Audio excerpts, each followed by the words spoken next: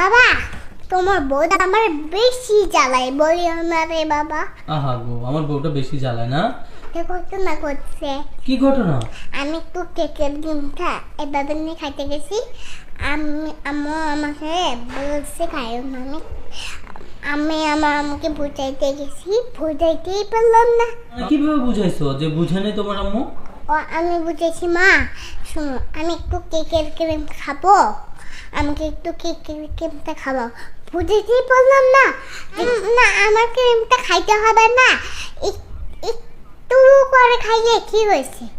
তোমার আম্মু ভালো জানে কোনটা তোমার খেতে হবে কোনটা তোমার খেতে হবে না, তাই না? আমার কোনটা খেতে হবে কোনটা আমার খেতে হবে না এটা বুঝলাম।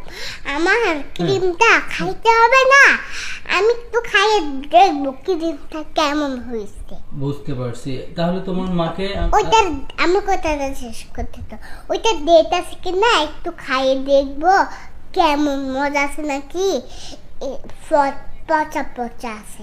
আচ্ছা, এখন তো তুমি একটু প্রথমে খাইছিলা বলে, তাহলে তুমি প্রথমে খাইয়া আবার কেন খাইতে গেছিলা? প্রথমে তো খাই নাই, প্রথমে আমার আম্মু খাওয়াই নাই, খাইতে গেছিলাম আর বুঝাইতে পারিনি।